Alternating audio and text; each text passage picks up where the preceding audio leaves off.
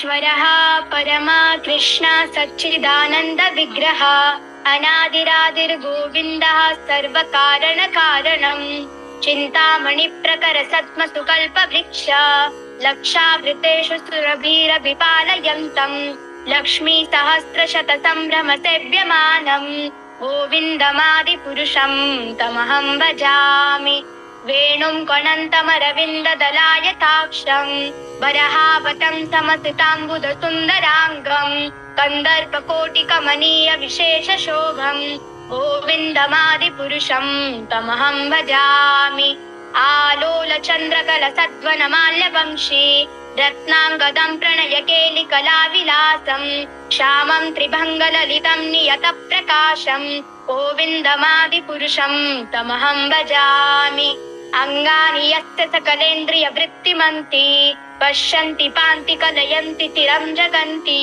आनन्दचिन्मय तदुज्ज्वल विग्रहस्य गोविन्दमादिपुरुषं तमहं भजामि अद्वैतमच्युतमनादिमनन्तरूपम् आद्यं पुराणपुरुषं नवयौवनं च वेदेषु दुर्लभमदुर्लभमात्मभक्तो गोविन्दमादिपुरुषं तमहं भजामि पन्थास्तु कोटिशतवत्सर सम्प्रगम्यो वायोरथापि मनसो मुनिपुङ्गवानां सोऽप्यस्ति यत्प्रपदसिम्न विचिन्त्य तत्त्वे गोविन्दमादिपुरुषं तमहं भजामि एकोऽप्यसौ रचयितुं जगदण्डकोटिं यच्छक्तिरस्ति जगदण्डचयाय दन्तः अण्डान्तरस्थ परमाणुचयान्तरस्थं गोविन्दमादिपुरुषं तमहं भजामि यद्भावभावितधियो मनुजास्तथैव सम्प्राप्य रूपमहिमासनयानभूषः सुक्तैर्यमेव निगमप्रथितैस्तुवन्ति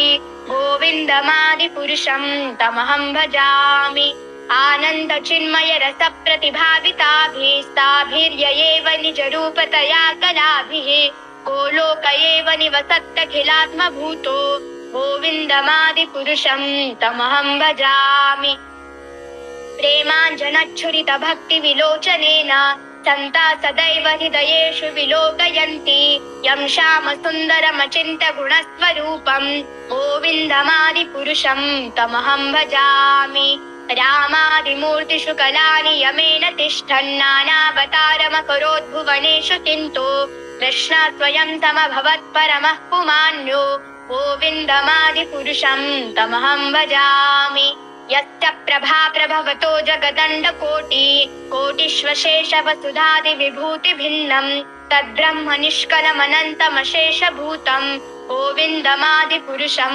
तमहं भजामि माया हि यस्य जगदण्डशतानि सूते त्रैगुण्य तद्विषय वेदवितायमाना सत्त्वावलम्बि परसत्त्वमिशुद्धसत्त्वं गोविन्दमादिपुरुषं तमहं भजामि आनन्दचिन्मय रसात्मतया मनसो यः प्राणिनां प्रतिफलं स्मरतामुपेत्य लीलायितेन भुवनानि जयत्यजस्रं गोविन्दमादिपुरुषं तमहं भजामि गोलोकनाम्नि निजधाम्नि तले च तस्य देवी महेश हरिधाम सुतेषु तेषु ते प्रभावनितया विहिताश्च येन गोविन्दमादिपुरुषं तमहं भजामि सृष्टिस्थितिप्रलय साधन शक्तिरेका छायेव यस्य भुवनानि बिभर्ति दुर्गा इच्छानुरूपमपि यस्य च चेष्टते सा गोविन्दमादिपुरुषं तमहं भजामि क्षीरं यथा दधिविकार विशेषयोगात् सञ्जायते न हि तथा पृथगस्ति हेतुः यः शम्भुधामपि तथा समुपैति कार्यात् गोविन्दमादिपुरुषं तमहं भजामि दीपार्चिदेव हि दशान्तरमभ्युपेत्य दीपायते विवृतहेतु समानधर्मा यस्तादृगेव हि च विष्णुतया विभाति गोविन्दमादिपुरुषं तमहं भजामि यः कारणार्णवजले भजति स्म योग निद्रामनन्त जगदण्डसरोमकूपः आधारशक्तिमवलम्ब्य परां स्वमूर्ते गोविन्दमादिपुरुषं तमहं भजामि यस्यैकनिश्वसितकालमथावलम्ब्य जीवन्ति लोमविलजा जगदण्डनाथः विष्णुर्महान् सह्य यस्य कलाविशेषो गोविन्दमादिपुरुषं तमहं भजामि। भास्वान् यथाश्म च कलेषु निजेषु तेजः स्वीयं कियत् प्रकटयत्यपि तद्वतत्र ब्रह्माययेष जगदण्डविधानकर्ता गोविन्दमादिपुरुषं तमहं भजामि। यत्पादपल्लवयुगं विनिधाय कुम्भ द्वन्द्वे प्रणामसमये स गणाधिराजः विघ्नान् विहन्तुमलमस्य जगत्त्रयस्य गोविन्दमादिपुरुषं तमहं भजामि।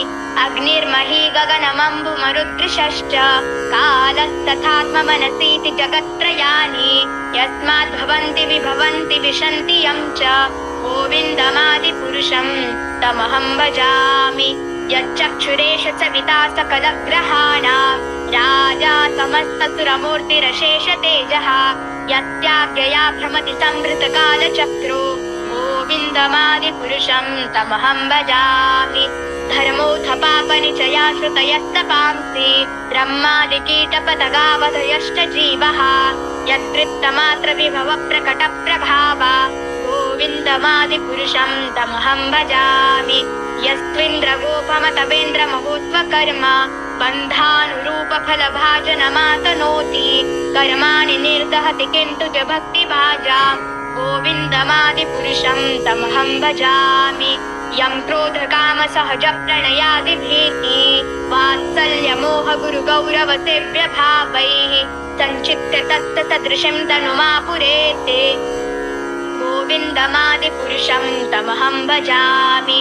श्रियः कान्तः कान्तः परमपुरुषः कल्पतरवो द्रुमा भूमिश्चिन्तामणिगणमयी तोयममृतं कथागानं नाट्यं गमनमपि वंशि प्रियसखी चिदानन्दं ज्योतिः परमपि तदास्वाद्यमपि च स यत्र क्षीराब्धिस्रवती सुरभिभ्यश्च सुमहान् निमेषार्धाख्यो वा व्रजति न हि यत्रापि समयः भजेष्वेतद्वीपं तमहमिह गोलोकद्वितीयं विदन्तस्ते सन्तक्षितिविरलचारः कतिपये।